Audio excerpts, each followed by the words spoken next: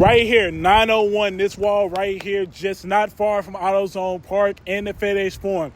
It used to mean a lot when it came to 901 FC and the Redbirds, but unfortunately, we just got news that the popular soccer club within the city, Memphis 901 FC, will be relocated to San Diego. For the Tigers, they will face number 12 seed Colorado State on Selection Sunday. They found out that it will be the 5th seed facing the 12th seed.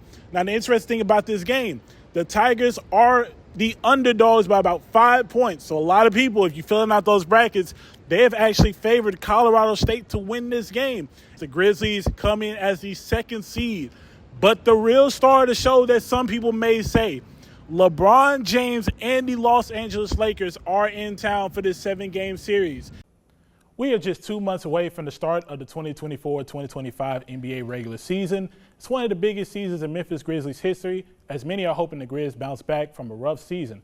However, this season is already starting off with a little bit of a road bump. Last Wednesday for the Memphis Grizzlies, it was a matchup against the Los Angeles Lakers that was almost playoff-like if you were here. In the second quarter, Ja Morant hitting LeBron and the Lakers with a too-small celebration just for the next possession to LeBron, hitting him with that exact same celebration. A couple possessions later, Ja Morant hits a layup on a fast break, bumped into LeBron, getting a technical foul. Breaking news, a trade before the season is even officially over. The Desmond Bane experiment in Memphis. It is now on to Orlando. The Memphis Grizzlies trade Desmond Bane, yes, Desmond Bane, to the Orlando Magic for reportedly Kentavious Caldwell-Pope, Cole Anthony, 4 unprotected first-round picks, and 1 first-round pick swap. Giannis Antetokounmpo is reportedly intrigued by the idea of playing in a state with no income tax. What that means is this goes for about 5 teams: the Heat, Rockets, Spurs, Mavs, and most importantly, the Memphis Grizzlies. Goalie passes it to one of his defenders, but the defender doesn't know it's still a live ball. That's a handball in the box. The goalie can't believe it. He's furious at his teammate, and that's a penalty kick for 901 FC. The main story of the game was the aftermath as Memphis guard Jamira Schutz punched the Bowling Green player in the handshake line. Schutz was charged Friday morning with assault by the Bowling Green University police.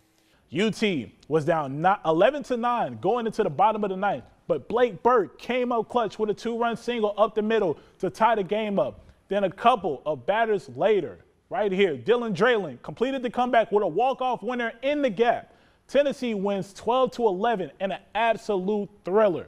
The Tigers continue to make a good case for their spot in the NCAA tournament, but they would have to keep the consistency and make a deep run in the conference tournament to keep the committee convinced. The Tigers won both games to advance to the Sweet 16, where Jamira Schutz scored 24 against Jackson State and 23 against Ball State to help the Tigers advance. The Tigers men's basketball team traveled to Ohio to face off in the first round of the NCAA tournament against 9th-ranked FAU. The Tigers unfortunately lost 66-65 in a close game that saw the Tigers lose to a last-second layup. Michael McGreevy on the mound for Memphis. He looked to get out of his slump, but to no fortune, as in the bottom of the first, Billy Cook takes him deep. Opposite field 2-run homer puts Norfolk up early. But the Redbirds fight back in the third. Jordan Walker scores one up the middle, too hot for the shortstop to handle. Archimedes Gamboa comes home to tie the game. RBI single for Walker. He was on base 3 times in this one. Athletic director Laird Veach put out a statement saying that Merriweather's decision had nothing to do with the actions of the past game. The Tigers are currently on the hunt for a new head coach as Merriweather accepted the job at her alma mater, Cincinnati. Austin Riley, after not hitting a home run in 5 weeks, has found his stride. The former DeSoto Central star has hit a home run in back-to-back games. Riley smoking a 3-run homer for the Braves today. Atlanta stings the Rays 9-2. This week was highlighted by Madison Griggs as she hit a game-winning buzzer-beater 3 to defeat SMU. The women will look to carry the momentum into the conference tournament as they finish this season versus Tulane at the Fieldhouse. Arlington native and former Memphis Tiger Hunter Goodman made us some noise. Goodman with an absolute bomb 440 feet away to dead center off Pirates ace Jarrett Jones. Third of the year for Goodman. His Rockies lead in Pittsburgh at the moment. Shout out to the 901, especially the Memphis Tigers, my alma mater. The Memphis Tigers men's soccer team had their best season since 2004, which they made the NCAA tournament for the first time in 18 years. They were unfortunately knocked out in the first round of the tournament by St. Louis, but the season was still a success as they shattered expectations. I had a chance to speak with Tigers senior midfielder Bryce Meredith on what the keys were to a successful season last year. And I think this past year in the fall, we really got the mix perfect. We got it right. The coaches did a lot of good recruiting, got a lot of good players who were willing to put the team first. So I think it was a really good team first environment. Everyone on the team loved each other, Everyone had each other's backs. So I think it made for a really good year. A major reason for the success of the Tigers was their goalkeeper, Colin Welsh. Welsh played his sophomore season last year and took a major lead by winning Goalkeeper of the Week 4 times and making the AAC All-Conference second team. I mean, Colin, that guy amazes me every day. He's got the best hands I've ever seen out of a goalkeeper.